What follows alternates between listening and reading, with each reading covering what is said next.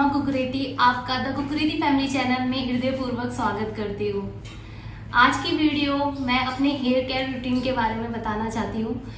वो इसलिए क्योंकि आप लोगों के बहुत सारे कमेंट आए थे। हर वीडियो पे आता है एक ना एक कमेंट कि आप प्लीज़ अपने हेयर केयर रूटीन के बारे में हमें बताइए, आप मतलब कैसे अपने हेयर की केयर करते हैं। तो मेरा कोई पर्पस नहीं था इसके ऊपर एक अलग से वीडियो लाने का, बट जब सबके इतने रिक्वेस्ट आए तो मैंने सोचा कि एक वीडियो बना लिया जाए इसके ऊपर। और अगर इस वीडियो के थ्रू आपकी थोड़ी बहुत हेल्प हो सकती है तो क्यों नहीं, एक क्यों, उसके लिए तो फिर मैं 2-3 वीडियो भी बना लूँगी अगर आपकी कोई हेल्प हो सकती है तो शुरू करते हैं कि मैं कैसे अपने हेयर की देखभाल करती हूँ, उनको कैसे नरिश करती हूँ उनको। तो सबसे पहले मैं आपको ये बताना चाहती हूँ कि स्टार्टिंग में मेरे बाल बहुत अच्छे थे। शुरू से ही, छोटे से ही बहुत अच्छे बाल थे और बहुत घने मोटे हुआ करते थे मेरे बाल। पर जैसे आप लोगों को पता है आजकल पॉल्यूशन वगैरह इतना होता है, आप लोग धूप में जाते हैं, बाहर जाते हैं, पॉल्यूशन की वजह से बालों का झड़ना नेचुरल है, सबके बाल झड़ते हैं। और अगर आप बाहर नहीं भी जाते हैं फिर भी बाल झड़ते ही हैं, सबके बाल झड़ते हैं। कम क्वांटिटी में झड़े पर झड़ते ही हैं। किसी की ज़्यादा क्वांटिटी में झड़ते हैं, वो पॉल्यूशन की वजह से होता है या ठीक से डाइट ना लेने की वजह से होता है। तो मेरे साथ ये प्रॉब्लम हुई थी कि जब शादी से पहले मेरे बाल बहुत अच्छे हुआ करते थे, मतलब घने मोटे हुआ करते थे। और जब मेरी जब शादी हुई उसके बाद जब लोकेशन चेंज हुआ, मैं एक स्टेट से दूसरे स्टेट में आई, तो पानी का अंतर बहुत ज़्यादा हो गया था। तो उस वजह से भी मेरे बालों में थोड़ा सा हल्कापन हो गया था, थोड़े बाल मतलब ज़्यादा क्वांटिटी में गिरने लग गए थे। तो इस वजह से थोड़े हल्के हो गए थे बाल। जो मुझे पहले से जानता है उनको पता होगा कि मेरे बालों की जो वॉल्यूम था वो बहुत अच्छा था, अब बहुत कम हो गया है। और एक वजह तो ये भी थी और दूसरी वजह थी कि प्रेगनेंसी के टाइम पे मेरे बाल बहुत अच्छे हो गए थे। मतलब कहते हैं ना कि अगर आपके थोड़े क्वांटिटी में गिर रहे थे तो उस टाइम मेरा थोड़ी भी क्वांटिटी में नहीं गिर रहे थे बाल, मतलब 1-2 बाल भी नहीं गिर रहे थे, इतने अच्छे हो गए थे थ्रू आउट मेरी प्रेगनेंसी। बट आफ्टर डिलीवरी 1 या 2 मंथ के बाद मेरे इतने बाल गिरे हैं, बहुत ज़्यादा बाल गिरे हैं। मतलब वॉश करते वक्त भी मुझे डर लगता था कि इतने सारे बाल, बहुत मतलब सबको सारी गर्ल्स क्या बॉयज के साथ भी ये प्रॉब्लम होगी कि जब बाल गिरते हैं तो बहुत दुख होता है। ये पिंपल से भी ज्यादा दुख देता है बाल गिरना। अगर मैं एक चीज कहूँ तो मेरे लिए यही होगा कि अगर मुझे चेहरे पे रिंकल्स, पिंपल वगैरह आ जाए कोई दिक्कत नहीं है, बट अगर मेरे बाल अगर गिरना शुरू होते हैं तो मुझे बहुत बुरा लगता है। मुझे अपने बालों की बहुत केयर है, इसलिए मैंने बचपन से लेकर अभी तक मैंने कोई कटिंग नहीं करवाई है अपने बालों में। कोई किसी भी तरीके का स्टाइल मैंने यूज़ नहीं किया, कभी कोई कटिंग नहीं कटाई। हाँ, मैंने ट्रिमिंग जरूर करवाई है, हमेशा ट्रिम करवाती रहती हूँ मैं अपने बालों में, खुद ही कर लेती हूँ। कभी माँ से करवा लेती हूँ, कभी खुद ही कर लेती हूँ अगर टाइम नहीं मिलता उनको तो मैं ट्रिमिंग जरूर करती हूँ। पर मैंने कभी कोई स्टाइल नहीं किया है, कोई मैंने कटिंग वगैरह नहीं करवाया। बचपन से लेकर अभी तक मैंने कोई स्टाइल नहीं किया है। कभी सोचूंगी आगे, बट अभी तक तो कुछ नहीं करवाया है। इसीलिए मेरे बालों की लेंथ आप कह सकते हैं कि शायद इस वजह से बड़ी है। और दूसरी बात ये कि मैं कभी प्रोडक्ट को, कोई भी हेयर प्रोडक्ट को फ्रिक्वेंटली चेंज नहीं करती हूँ। जैसे कहते हैं ना कि आज ये लगा लिया, ये खत्म हो गया तो दूसरा लगा लिया, या मतलब एक्सपेरिमेंट करना। मैंने आज तक कभी बालों के ऊपर कोई एक्सपेरिमेंट नहीं किया है, ना कभी कुछ हीट देके कोई हार्म पहुंचाया है अपने बालों को, ऐसा कभी मैंने कुछ नहीं किया है। तो और हाँ, मेरे पास हेयर स्ट्रेटनर है। अगर बालों की स्टाइलिंग के ऊपर बात की जाए तो मेरे पास एक हेयर स्ट्रेटनर है। बस मैं उस हेयर स्ट्रेटनर को यूज करती हूँ, वो भी तब बहुत रेयर जब मुझे कभी किसी फंक्शन में जाना हो तो स्ट्रेट कर लिए बाल। वैसे मेरे बाल ऑलरेडी स्ट्रेट है, पर जब मैं कभी पोनीटेल वगैरह या चुटिया वगैरह बनाती हूँ तो उस वजह से थोड़े से शेप ले लेता है, वैसे वेव आ जाती है बालों में, तो उसको मैं स्ट्रेट करने के लिए कभी जब शादी पार्टी में जाती हूँ तब। और वो भी मैं आपको बता दूं कि लास्ट 6 ईयर से मेरे पास स्ट्रेटनर है। वो 6 ईयर में मैंने सिर्फ 2 या 3 टाइम्स उसको यूज किया है।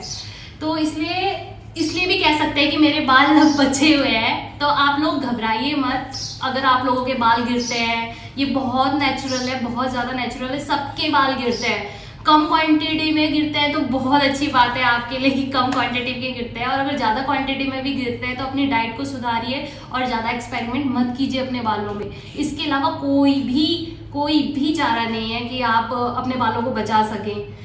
कहते हैं कि डॉक्टर के पास जाने से भी कोई मेडिसिन वगैरह देते हैं, पर मुझे नहीं लगता उससे कुछ इफेक्ट पड़ता है। अगर आपको लग रहा है कि आपके बाल गिरने शुरू हो रहे हैं और वो थोड़े से ज़्यादा होने शुरू कर रहे हैं, तो अपनी डाइट में इमीडिएट चेंजेस कीजिए और अपने जो हेयर केयर को है उसको थोड़ा बदलाव करके देखिए। मतलब हेयर केयर से मतलब मेरा ये है कि आप ये नहीं कि क्या बोलते हैं कुछ भी जल्दबाजी में कुछ भी यूज कर लिया फ्रिक्वेंटली और डर के मारे कि नहीं ये भी यूज कर लेते, जिसने कहा वैसा यूज करना शुरू किया। ऐसा मत करिए, ऐसा करने से कुछ नहीं होता है। तो बात करते हैं अब इस चीज पे कि हो सके नेचुरल चीजों का ज्यादा से ज्यादा यूज करने का सोचे। जितनी हो सके नेचुरल चीजें यूज कीजिए, जैसे रीठा, सिकाकाई, ये सब होता है ना।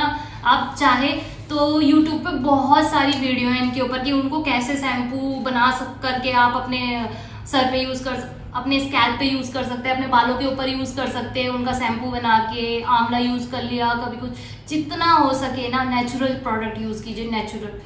और अब ये सब तो थोड़ा बहुत था जो मुझे पता था बालों के बारे में। अब मैं आपको अपनी हेयर केयर रूटीन बताती हूँ। सबसे पहले मैं बताती हूँ कि मैं ऑयल कौन सा यूज करती हूँ।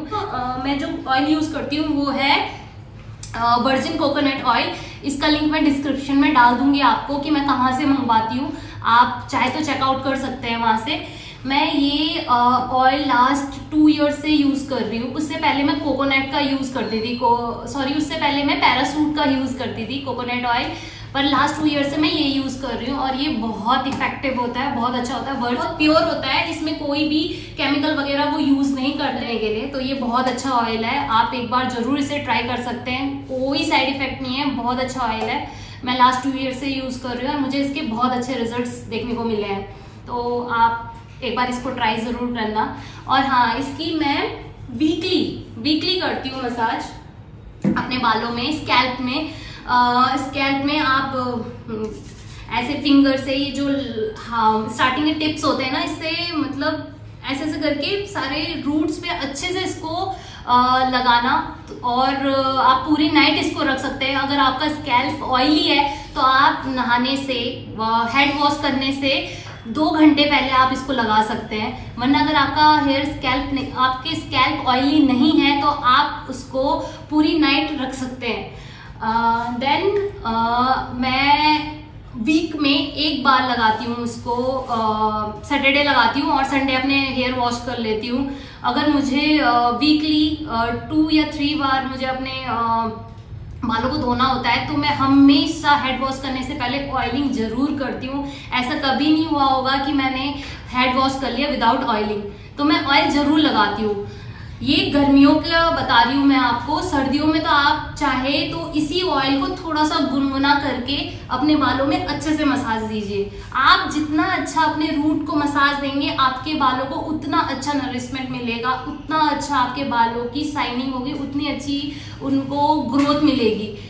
ऑयलिंग सबसे ज्यादा इम्पोर्टेंट चीज होती है हेयर केयर में, सबसे ज्यादा इम्पोर्टेंट। दूसरी बात, आप इसी ऑयल में मेथी दाना आते हैं ना, मेथी दाना जिससे हम कड़ी बनाते हैं, तो कड़ी में छौंका देते हैं उसी मेथी दाना को, और एक प्याज के बीज आते हैं, प्याज के बीज ब्लैक कलर के जो होते हैं, उन दोनों को मिक्स करके आप बिना ग्राइंड किए ऐसे ही मतलब साबुती आप इस तेल में रख सकते हैं। इस तेल को मतलब जिस बॉटल में आपका तेल है, जैसे ये बॉटल है, इसी बॉटल में डाल सकते हैं आप उन सीड्स को, और उसी सीड इसका पूरा जो सीड्स के जो नरिश होगा, जो सीड का जितना भी उसमें विटामिन वगैरह होंगे वो सारा इस ऑयल में आ जाएंगे।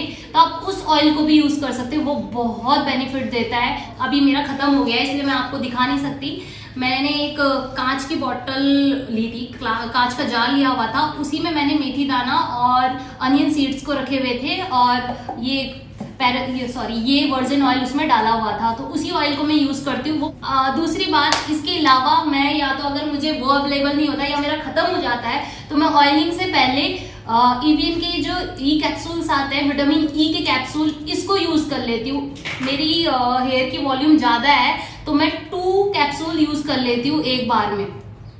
बहुत सस्ता आता है इसका पैकेट में, मे बी 23 रुपीज का फुल पैकेट आ जाता है इसका, 23 या 30 का जो भी आता होगा। तो मैं ऑयलिंग करने से पहले एक बाउल में तेल डालती हूँ और उसमें 2 कैप्सूल डालने के बाद अच्छे से मसाज कर देती हूँ अपने सर पे, अपने स्कैल्प में बहुत अच्छे से मसाज कर देती हूँ। और मैं हेड से लेकर पूरा अपने बालों के टिप तक बिल्कुल अच्छे से मसाज करती हूँ। अपने ये वाला पार्ट, टिप का पार्ट, सारे पार्ट्स को मैं अच्छे से मसाज करती हूँ। ये नहीं कि मैंने स्कैल्प पे किया और ये वाला पार्ट छोड़ दिया, इससे आपके बाल बहुत ड्राई हो सकते हैं। आपको बालों में पूरे तरीके से ऑयलिंग करना है, अच्छे से करना है, हाँ, पर स्कैल्प वाला पार्ट बहुत अच्छे से करना है।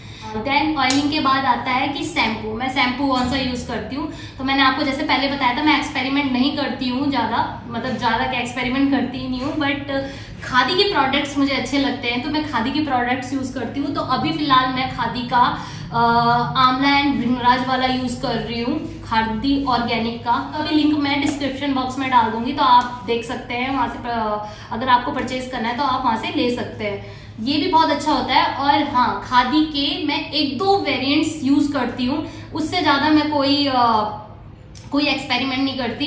1-2 वेरिएंट्स लाइक मैंने इससे पहले किया था आंवला और एलोवेरा का यूज किया था इससे पहले मैंने, और अभी मैं आंवला भृंगराज कर रही हूँ। मतलब 1 या 2 वेरिएंट, वो भी खादी इंडिया के ही मैं यूज करती हूँ या खादी ऑर्गेनिक के ही यूज करती हूँ, ज्यादा मैं किसी और प्रोडक्ट में नहीं जाती। तो शैम्पू मैं यही यूज करती हूँ। आप चाहे तो शैम्पू में, जैसे मैंने आपको पहले भी बताया था कि नेचुरल कर सकते हैं, मार्केट में अवेलेबल होते हैं आंवला, भृंगराज और ये सिकाकाई वगैरह, इनको आप कूट के आराम से अपने बालों पे यूज कर सकते हैं। हाँ, उसमें झाग वगैरह थोड़ा कम क्वांटिटी में बनता है, पर वो बहुत नेचुरल होता है। मैं अभी फिलहाल अपने बेबी के साथ इतना सब कुछ नहीं कर सकती, और इस वजह से मेरे जो बाल है वो बहुत ज़्यादा, मतलब बीच में बहुत ज़्यादा खराब से हो गए थे, जब मैं अपने बालों को इतनी केयर दे ही नहीं पा रही थी टाइम के कमी के कारण, और अपनी बेबी के केयर के कारण मैं बहुत कम टाइम दे रही थी। तो वो चीज़ें मैं नहीं कर पा रही थी जो मैं पहले किया करती थी। तो मैं अब अगर मुझे टाइम मिलेगा तो मैं भी थोड़ा नेचुरल इंग्रेडिएंट्स अपने बालों पे जरूर लगाऊंगी, कंपेयर टू अगर मैं बाहर से लूँ तो। सेकेंड चीज ये तो हुई शैम्पू की बात। अब आते हैं कि मैं कंडीशनर कौन सा यूज करती हूँ। तो कंडीशनर मैं यूज करती हूँ लॉरेल पेरिस का यूज करती हूँ। लॉरेल कंपनी बहुत अच्छी है, और इसके शैम्पू तो मैंने कभी यूज नहीं किए, बट मैंने कंडीशनर यूज किया। यकीन मानिए, मैंने कंडीशनर में कोई एक्सपेरिमेंट नहीं किया। कंडीशनर मैंने दूसरे वेरिएंट यूज ही नहीं किया है। कंडीशनर मैं एक ही यूज करती हूँ, ये 6 ऑयल नरिशमेंट का आता है। ये बहुत अच्छा रिजल्ट देता है, मुझे तो बहुत अच्छा रिजल्ट दिया। बाकी आप लोग देख लेना, इसका भी मैं लिंक डिस्क्रिप्शन बॉक्स में डाल दूंगी। इसका बहुत अच्छा इफेक्ट आता है। लॉरेल पेरिस का 6 ऑयल नरिशमेंट कंडीशनर, ये बहुत अच्छा नरिशिंग देता है, और 6 ऑयल इसमें ऐड होते हैं। मेरे ख्याल से इसका एक ऑयलिंग भी आता है जिसमें 6 ऑयल ऐड होते हैं, और शैम्पू भी आता है, बट मुझे उसके बारे में इतना आइडिया नहीं है। बट मैं ये कंडीशनर बहुत फ्रिक्वेंटली यूज करती हूँ। इससे बालों की जो स्मूथनिंग है वो बहुत अच्छी हो जाती है, बहुत अच्छी हो जाती है। जब मैं ये यूज नहीं करती थी, ये वाला कंडीशनर, ये इससे पहले मैं स्मूथनिंग के लिए क्या करती थी कि मेरे बालों में शाइनिंग या स्मूथ आ रहा है, उसके लिए मैं नेचुरल चीज यूज करती थी। और अंडा तो आप लोग यूज करते ही होंगे। तो अंडे में ये EVN के विटामिन ई के कैप्सूल में डाल के अपने बालों में लगाती थी। बहुत अच्छे रिजल्ट देते हैं। मैं कहती हूँ कोई भी कंपनी का शैम्पू, कोई भी कंपनी का कंडीशनर इतना अच्छा रिजल्ट नहीं देता जितना नेचुरल चीजें देती है। तो उससे पहले, कंडीशनर से पहले मैं हमेशा एग को ही यूज करती थी। एग या कर्ड होती है ना, कर्ड, एग में भी विटामिन E3 की कैप्सूल डाल के यूज करती थी। और अगर एग अवेलेबल नहीं है या दही है तो मैं दही में भी विटामिन E3 की कैप्सूल डाल के यूज कर लिया करती थी। डायरेक्ट अप्लाई कर देती थी, कोई कुछ चीज उसमें ऐड वगैरह नहीं कर देती थी। अगर आप चाहें तो मुल्तानी मिट्टी भी यूज कर सकते हैं। मुल्तानी मिट्टी वैसे बहुत ज्यादा वैसे हो जाता है, बहुत मतलब टाइटनेस सी आ जाती है उसमें, पर जरूरी नहीं आप वो यूज करें। अगर आपके पास दही है तो आप दही भी यूज कर सकते हैं, और आपके पास एग है, सबसे अच्छा एग, अगर आपके पास एग है तो आप एग यूज कीजिए। पर एग में कहते हैं स्मेल वगैरह आती है, तो जिनको स्मेल वगैरह ज्यादा आती है तो आप दही यूज कर सकते हैं। और एक और चीज, इनके अलावा आप बनाना भी यूज कर सकते हैं। बनाना को अच्छे से मैश कीजिए, उसमें जितने आपके बालों की लेंथ है उसके अकॉर्डिंग दही को मिक्स कीजिए और तब लगाइए, बहुत अच्छा। और हाँ, उसमें भी आप विटामिन ई की कैप्सूल जरूर ऐड कीजिए, बहुत अच्छे रिजल्ट मिलते हैं। विटामिन ई कैप्सूल के तो बहुत ही गुड रिजल्ट मिलते हैं। आप उसको ऑयलिंग के साथ यूज कर सकते हैं, आप उसको अपना हेयर मास्क बना सकते हैं। तो आप चाहे तो अपने घर में पूरा का पूरा स्टोर करके रखिए, आप यूज कीजिए, आप देखना आपको बहुत जल्दी इसके रिजल्ट देखने को मिलेंगे। और आप अपने पानी को भी चेक कीजिए कि आपके इधर कोई खारा पानी तो नहीं आता है। अगर आपके इधर खारा पानी आता है तो उससे भी बाल झड़ने की बहुत प्रॉब्लम फेस करने को मिलती है। मुझे इसलिए पता है क्योंकि जब मैं शादी करके एक स्टेट से दूसरे स्टेट पे आई थी तो उसी दौरान मेरे बाल बहुत ज्यादा गिरे थे। तब मैंने क्या किया था कि वो बिस्लेरी की बॉटल्स आती है ना पानी पीने वाली, तो उससे बाल धोना शुरू किए, तो तब जाके मुझे इफेक्ट कम दिखा। पहले मेरे बाल बहुत झड़ रहे थे कि मैं डायरेक्ट वही पानी यूज कर रही थी जो सब करते हैं, तो उसको मैंने हटा के फिर जो पीने वाला पानी हम लाते थे एक बॉटल एक्स्ट्रा मंगा के फिर मैं उससे अपने हेयर को वॉश करती थी। तो हमारे घर में हेयर वॉश करने के लिए हम वही पानी यूज करते हैं, तो उसके कंपेयर में वो पानी बहुत सही होता है हमारे बालों के लिए। इसके अलावा मैं साल या 2 साल, मुझे याद भी नहीं आ रहा कि लास्ट टाइम मैंने कब लगाया था, पर मैं हिना होती है वो मेहंदी, उसको यूज करती हूँ, जो कपड़े के पैकेट में आता है उसको भी यूज कर लेती हूँ। मेरे बाल ऑलरेडी गोल्डन ब्राउन है, तो मैं कलरिंग के लिए यूज नहीं करती, बस नरिशमेंट के लिए ऐसे ही यूज कर लेती हूँ। वो भी मेहंदी बहुत ज्यादा लग जाती है मेरे बालों में, मैं बहुत कम अप्लाई करके लगा लेती हूँ, वो भी 2 साल में, फ्रिक्वेंटली बिल्कुल भी नहीं। मुझे याद भी नहीं है कि मैंने लास्ट टाइम कब लगवाई थी। बस यही सब करती हूँ और कोशिश करती हूँ कि मसाज बहुत अच्छे से हो जाए मेरे सर की। वो भी बच्चे के साथ पूरा टाइम नहीं मिल पाता इतनी देर तक मसाज करने का, पर आप अच्छे से मसाज कीजिए अपने बालों की, तगड़े से ऐसे ऐसे पूरा मतलब फोर्स लगा के ऐसे नहीं करना है, बहुत हल्के हाथों से ऐसे करके अपने हेड को मसाज देना है। आप चाहे तो किसी की हेल्प ले सकते हैं अपने हेड को मसाज देने के लिए, बहुत आराम से कीजिए, क्योंकि स्कैल्प से ही हमारे बाल जुड़े हुए हैं। अगर वो हेल्दी रहेगा तो हमारे बाल हेल्दी रहेंगे। डाइट अच्छा कीजिए अपने बालों, मैं फिर से बोल रही हूँ आपको, YouTube में बहुत सारी ऐसी वीडियोस है जिससे आपको पता चल जाएगा, गूगल करिए, आपको पता चल जाएगा कि आप क्या डाइट प्लान चेंज कर सकते हैं जिससे आपके बालों में इफेक्ट पड़े। दही सबसे अच्छा सोर्स होता है बालों की ग्रोथ के लिए और बालों की शाइनिंग के लिए, तो दही आप ले सकते हैं। आप अपनी डाइट में दही को डेली शामिल कर सकते हैं। उसके अलावा भी बहुत सी चीजें होती हैं, आप चेक कर लेना। आप बालों को सुखाते हैं, आप उसको नेचुरल तरीके से सूखने दीजिए, तो आपके बाल खराब होने के चांसेस बहुत कम हो जाते हैं। दूसरी चीज, आप टॉवल से अपने बालों को ऐसे रब मत कीजिए। ऐसे रब करने से स्प्लिट्स आ सकते हैं, 2 मुंहे बाल आने की समस्या हो सकती है आपको। दूसरी चीज, हेड वॉश करते समय हो सके तो अपने हेड को डाउन करके आप सर वॉश करें। मैं हमेशा ऐसे ही करती हूँ, मतलब इसके पीछे एक साइंस है, आप पढ़ लेना इसके बारे में, मैं इतने अच्छे से समझा ना पाऊँ आपको, बट ऐसे करके मैं अपने बारे में बता रही हूँ आपको कि मैं ऐसे ही करके हेड वॉश करती हूँ। और मैं कभी भी टॉवल को ऐसे करके कभी नहीं करती हूँ। मैं टॉवल लेती हूँ और ऐसे करके उसका जो पानी मेरे बालों की जो वेटनेस होती है उसको ड्राई करती हूँ, उसको बहुत अच्छे से सुखा लेती हूँ। ऐसे करके कम से कम 4-5 बार आप करेंगे तो आराम से आपके बाल सूख जाएंगे। देन आप उसको फ्री रखिए, आप छोड़ दीजिए उसको, या टॉवल बांधिए, हल्के से टॉवल बांधिए कि ताकि आपके बालों में ज्यादा जोर ना पड़े। दूसरी बात, गीले बालों में कभी भी कंघी ना करें, कभी भी गीले बालों को कंघी से ऐसे कॉम ना करें कि आपके बालों में जोर पड़े और वो कच्चे हो जाए। जब भी आपके बाल गीले होंगे उस टाइम पे आपके बाल बहुत ज्यादा वीक होते हैं, आप उस टाइम पे अगर अपने बालों में कॉम करेंगे तो वो वीकनेस और बढ़ जाती है, तो टूटने के चांसेस ज्यादा होते हैं। तो अपने बालों को पहले अच्छे से ड्राई होने दीजिए, तब उसके बाद आप अपने बालों पे कॉम कीजिए, उससे पहले कॉम मत कीजिए। और हो सके तो मोटे दांतों वाली कंघी को यूज कीजिए, ज्यादा बारीक कंघी को यूज मत कीजिए। आप जितनी बारीक कंघी यूज करेंगे उतनी ही ज्यादा आपके बालों पे प्रेशर पड़ेगा, तो आप कम से कम बारीक कंघी को यूज कीजिए, ज्यादा आप प्रेफर कीजिए कि आप मोटी कंघी को ज़्यादा यूज़ करें। बस मैं यही प्रोडक्ट यूज़ करती हूँ, इसके अलावा मैं कोई अदर क्रीम, कोई हेयर मास्क वगैरह कुछ भी यूज़ नहीं करती हूँ। बस यही मेरे जितने मैंने आपको बताया इतने ही इंग्रेडिएंट्स है, मैं इन्हीं सबको यूज़ करती हूँ, बाकी सब नेचुरल यूज़ करती हूँ।